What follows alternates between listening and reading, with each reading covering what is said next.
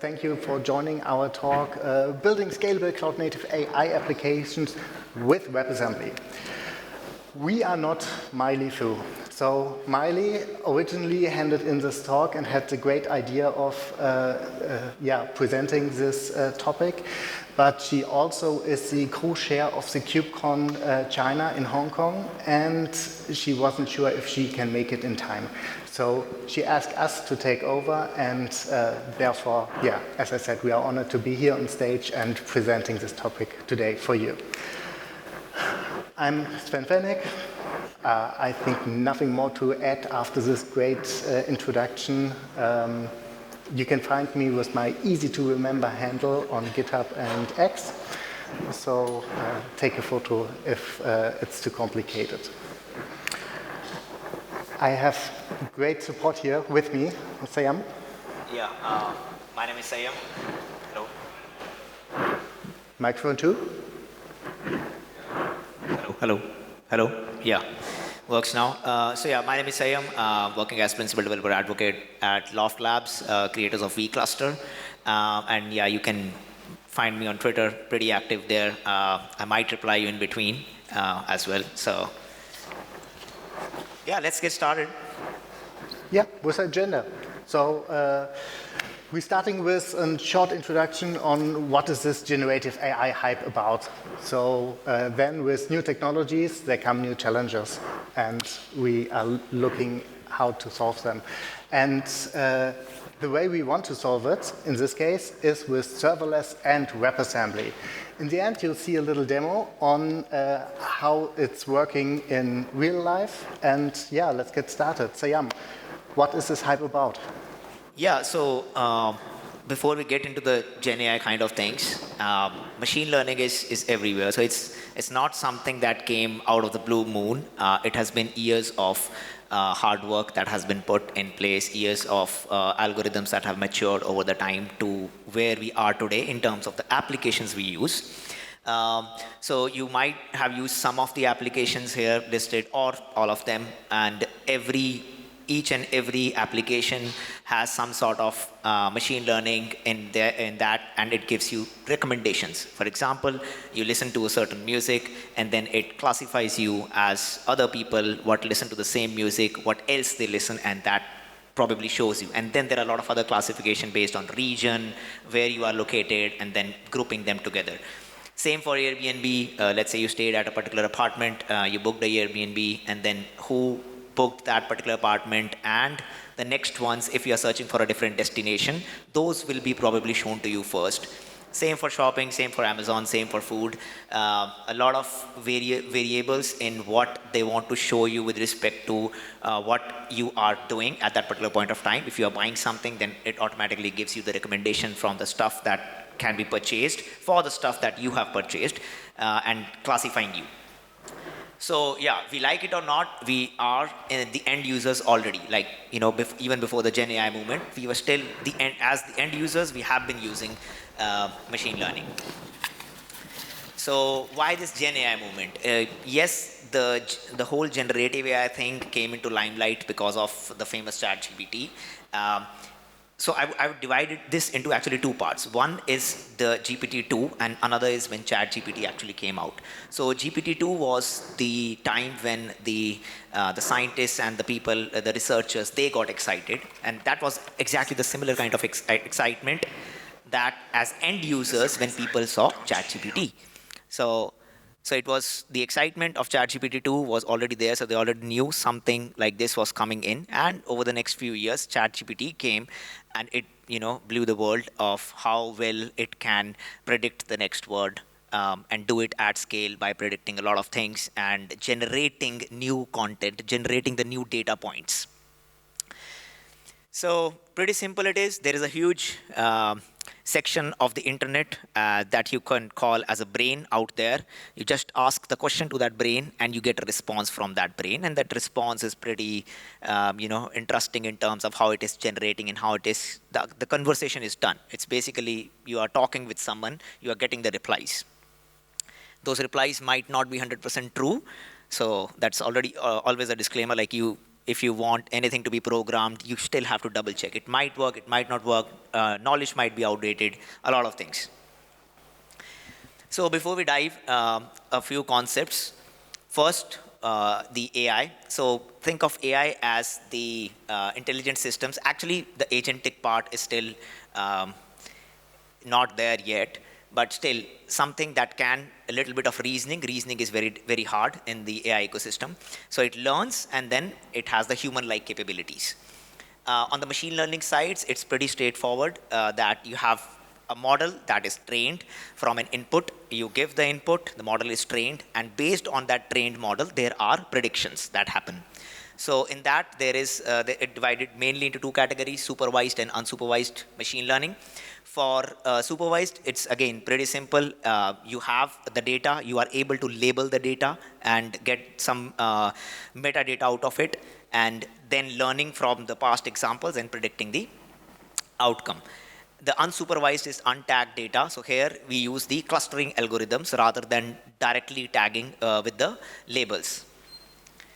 Examples you all might have used or are already using spam filtering. So spam filtering is an example of the supervised learning. So trained on the label of, for example, a data set, how you should map a particular email spam or not spam. So maybe from the sender, maybe it is with the bad email ID or certain things that gives you that it's a spam or not spam. Now, once this data is available, this model is available, based on that model, it is able to predict when a new email that has not been come before. So still, there is a new data point over there. This particular email has not come before, but based on the training data that the model has, it is able to predict whether this particular email is spam or not. On the other side, unsupervised side, it's basically on the recommendation system where people are clustered together. So, for example, when you go to a Walmart and buy something, you will be clustered as a group of users based on what type of item, like let's say you purchase dairy items, and then what is the frequency, what is the average spend, and all this you will be categorized into one particular category, and then the marketing campaigns or the ads and all that stuff will be shown to you. So that comes under the unsupervised learning. So yeah, you input, there's a model, based on the model, you get the output, you check the output with the trained data that you have submitted, and if there are errors, then you try to keep minimizing the error till the error gets very low. Another thing that comes, AI, ML, and then there is deep learning, which is subset of machine learning. It uses some neurons, so that's the concept. Like you have your brain and it's able to process the complex stuff. Similar to that, it has human brain-like processes called the neurons, and they are connected by many nodes, as you can see in the GIF as well, connected by many nodes, and it makes the predictions. And yes, it works on both labeled and unlabeled data. So that's how it is, like AI, machine learning, deep learning, and then there is a small subset of Gen AI.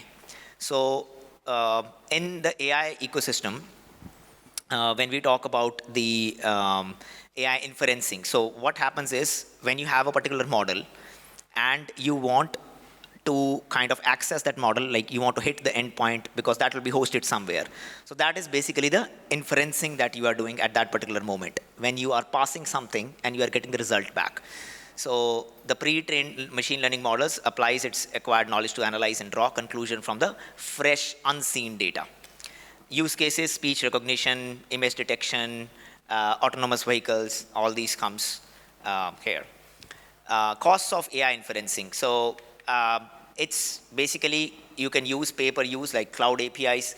Cloud Run recently announced their integration with GPUs so that you can run the AI in serverless kind of environment, and you'll be able to use the GPUs, and the cold start times are really well. So they have recently released, I think last week or a week before that, they did this live stream, and they have also given different set of models and what are the cold start times for each of the model which are there when you first invoke a particular service, a particular model in Cloud Run.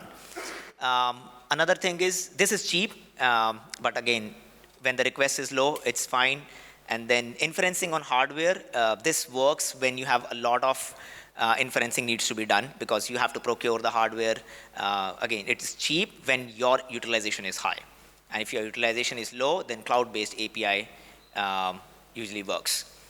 Data location, you have air-gapped environments which don't have access to the internet. How do you kind of run AI inferencing there? Because there are local models which are there on Hugging Face. How do you kind of deploy that in the air-gapped environments? Again, autonomous vehicles, they don't have the bandwidth to call. Remote APIs are expensive. They're an expensive operation that happens. And if you have medical data or some sort of sensitive data, how do you run that? So this is where serverless comes in, and it abstracts the hardware, operating system, and runtime focuses mainly on the code. The typical serverless concepts run only when it's needed and facilitates the high workload density. And next thing is how WebAssembly, which is the secure sandboxing, lightweight, platform agnostic, helps with serverless to do the AI inferencing that happens. That one. Thank you. Exactly. So WebAssembly can be used as an implementation of the serverless architecture. So usually you have a runtime, and here we have abstracted all the things from the operating system, libraries, whatever your application is needed away, and put it into the WebAssembly runtime. And you can focus on your code. WebAssembly can also run as a platform-agnostic container, which means you may have faced the problem that you are building an application and try to run it on your Raspberry Pi and have built it on an x68 architecture, and on the Pi you need an ARM image and it isn't working. WebAssembly images are platform-agnostic, and you can run them on all architectures that have the corresponding runtime installed. WebAssembly is a compile target for many programming languages already, and every day it's getting more and more. And you have a millisecond startup time, so it's very, very fast in startup, and you have near native execution speed. And with WasmEdge, you have the opportunity to ahead of time compile your WebAssembly to native code, and then you have almost no difference to native code execution. Who has worked with WebAssembly before? Anyone? 1, 2, 3, 5, well, let's say 10 people. So a short refresher on WebAssembly. So as said, there are many programming languages who support already WebAssembly, and they are compiled to bytecode. The bytecode is then, in this case, our WebAssembly module and needs to be executed by a runtime. For example, a server runtime like WasmEdge, WasmTime, or a modern web browser that that can work with the WebAssembly specification, and as long as the runtime is available for a platform, you can run it there. No matter if it's ARM, x68, RISC-V, no problem. With WebAssembly and inferencing for generative AI, we have most likely the problem that we need some acceleration. If we are running only with our CPU, it's a bit slow. So usually you would use a GPU for that. You have a Python framework that is running your inference, and all that is platform dependent, not only regarding to the CPU, but also to the GPU, to the drivers, all of that. And those images are not small. Just with all the dependencies, you end up easy with a few gigabytes of Docker image. WebAssembly on the other side.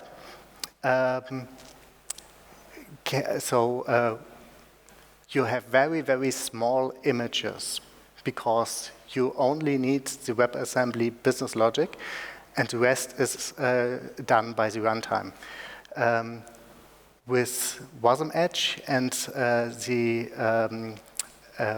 WasmNN, which I come to in a minute, plugin. It chooses automatically the GPU, if you have one, or uses the CPU, if no GPU is available, which makes it easy for the development flow. You can develop on your local machine, can push it to the cloud with more acceleration, and get all the benefits of the environment the application is running in. WebAssembly comes with a strong sandbox and isolation, and all resources that are accessed outside of the sandbox are accessed with a standardized interface. In this case, a Wasm system, a WebAssembly system interface, a WASI interface. And you can run it closer to the data because it's small. You can move it where you need it. So, WasmNN is a system interface extension to use inference in your WebAssembly application. So, depending on the back end, it can utilize different technologies like TensorFlow, OpenVINO, PyTorch, what your backend is providing. And it uses the hardware acceleration that is available. In this case, we are looking at a special backend, which is the GGML plugin for WasmNN, which is gives access to large language models, and you can run inference on that when this plugin is available in your runtime. Now, let me introduce WasmEdge. WasmEdge is, I don't want to say anything wrong, but I would say a collection of tools around the WebAssembly runtime WasmEdge and this GGML plugin. It automatically chooses the acceleration that is available. You can run it on any system the WasmEdge runtime runs on, which are really a lot, but for all server use cases, you are safe.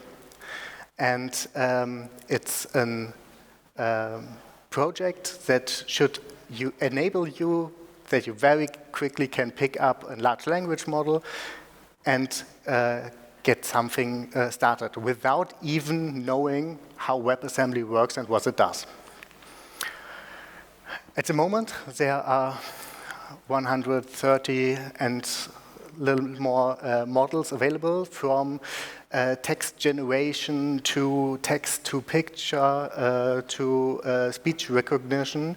So on the Hugging Face website, you can have a look. They are available for this WasmEdge project. When we start locally developing, we don't need to choose our acceleration. The best acceleration is chosen automatically, and the CPU can be used as fallback. The project comes with an API server that is OpenAI compatible from the API surface and is written in Rust. And it's really easy to set up a model.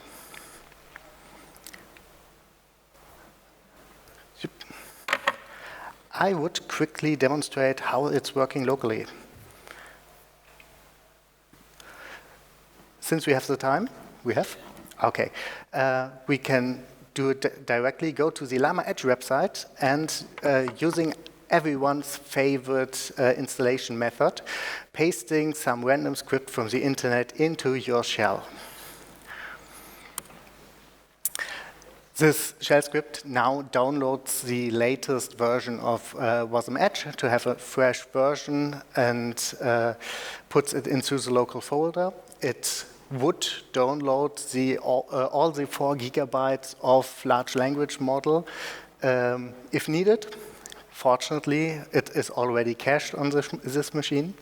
And now you should see a kind of familiar UI. Maybe you have seen something similar already. And yeah, you can start asking questions like, what is an...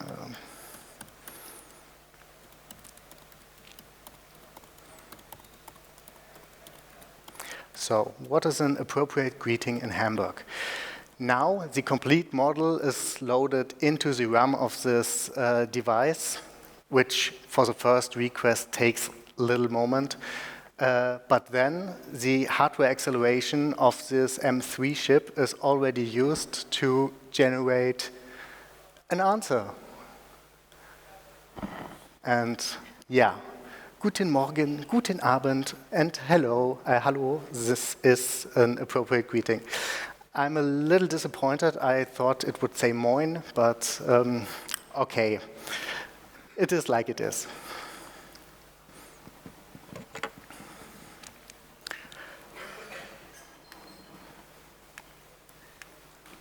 Now, as I said, a speciality of WebAssembly is that when you put it inside a container, the container is not restricted to the platform anymore.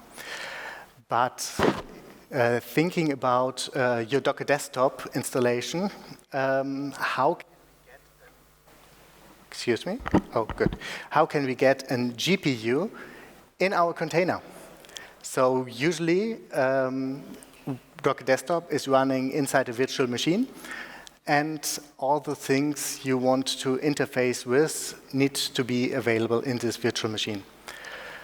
So the main idea is to have a daemon running on your host machine that makes your GPU available. And the way it makes the GPU available is going back to web technology. So it's using the web GPU you may know from your browser and making it available as a socket. So inside your Docker VM, the WasmEdge runtime can connect to this web GPU socket and use the computing power of your GPU to run the workload. To do that, you, at the moment, need to download a Docker preview build that has this feature already available. You need to enable the ContainerD and in the settings, download the WebAssembly runtimes, which automatically installs WasmEdge. And then you directly can start with WebAssembly workloads that is creating some content. I will show it on my machine. This is the tricky part. Is it readable? Let me make it a little bit bigger. So what we are doing here, we're doing a Docker run, so we are starting a container with the WasmEdge runtime, the platform, Wasm, and this is important, the device GPU, web GPU. This usually would give a GPU to the container, but in this case, it's giving the web GPU to the container. Then we have a lot of instructions for our runtime, like using the burn model, the GPU, which model to load. The model is already inside the container, and on which port we want to expose the socket. The API that is reachable with this container can then listen to an audio file and transcribe it. That said, okay. At the moment, it's a little bit unstable, but no showstopper. Since we are running on WasmEdge, I can fall back to the GPU environment. It's not as fast, but yeah, it's not a complete showstopper.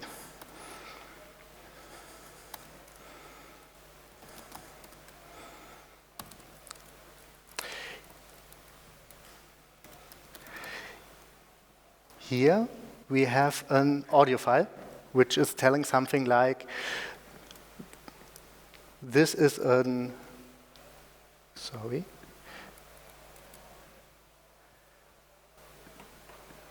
which is telling something like, this is a test, if you can see this, everything is working.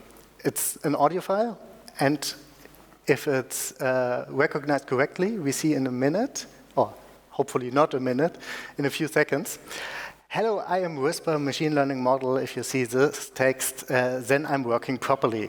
It took a little bit longer since I only have my CPU, but even if the acceleration is not working, you can still, with this approach, work in as a development setup and still have results. Now, coming to how to do this in Kubernetes. Yes, we have a lot of options in Kubernetes to make a GPU available to our workload. Yeah, I would say this is a task for Whitney Lee and the You Choose format, where you can choose your favorite option and then it's implemented live on stage. But I can't do this right now, so we are just talking quickly about alternatives. So you can, of course, when you are using an approach like WasmEdge, have an exclusive allocation. So just put a GPU into your pod, which is running the workload. You can even share the GPU within containers inside the pod without changing anything dramatic to your Kubernetes. And with dynamic resource allocation, you can find the best node with an available GPU to schedule your workload. If you are lucky enough to have one of NVIDIA's newest chips, like the A100, you can use multi-process servers. I mixed it up, right? Multi-instance GPU to partition your GPU and have a very strong isolation for your workloads, and can give slices of your GPU to your workloads, or you just can do time slicing. All possible, whatever is best for your setup. But with a serverless paradigm, you can just slice your GPU either on the application layer or on the hardware layer, and put your workloads in a hopefully not so long queue. In the end, if the resources are exhausted, you unfortunately need to have more GPUs.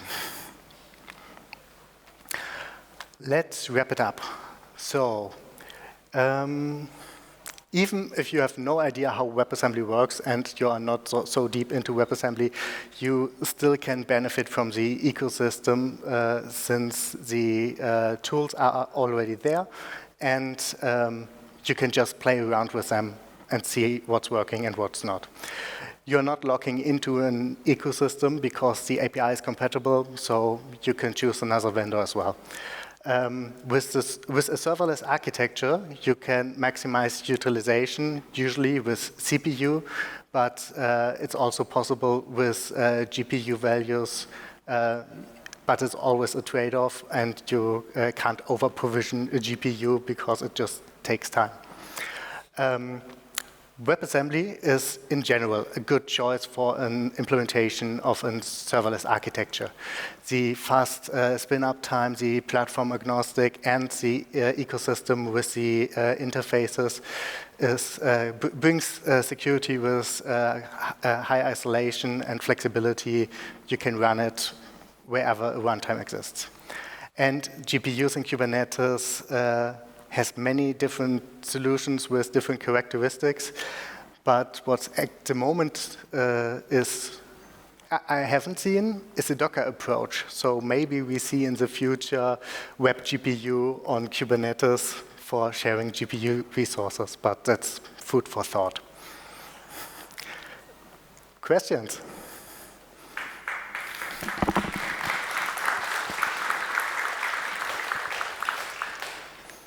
Excellent. We actually already had a little bit of a question that is around, what do you think AI development looks like in 10 years, or developing with AI looks like in 10 years, I guess. So more food for thought, or was that your main soapbox moment? So as we discussed before, it's not a philosophical talk, but we accept philosophical questions. Yeah. So in general, there will be an interface, in my opinion, where you just say, AI, develop me, I want to have X, Y. But as Kelsey Hightower said, who is the one debugging these things? And there will always be specialists. They come in when the AI has no more ideas and need to debug the things in depth. So on the different skill levels, there is room for AI, but on the other side, there will never be everything done by AI. Well, that's a bit of a comforting thought, to be honest. All right, so next question. Does Llama Edge work with AMD ROCm? An amazing question. That we don't know the answer to. And I can find out, definitely, but I need to look it up. All right, okay, so, homework. Great that you give our speakers homework, too. That's kind of nice. All right, how much slower is it to run inference with WebGPU compared to, how do I pronounce all of these things, CUDA or ROCm? Again, you have to figure out later. No. This one. So, definitely. So, there is, for example, you can also use vGPUs, which then is on the application layer partitioning your CPU, then it's around 90% of the availability of the speed, so you lose around 10%. With WebGPU, it's heavily depend on the implementation. I would say a good WebGPU implementation is also 10% overhead. Perfect. I don't think I see any further questions, which means we can go for a break a little earlier. You don't have to look so relieved. Thank you so much. Can we get a big round of applause for our speakers, please?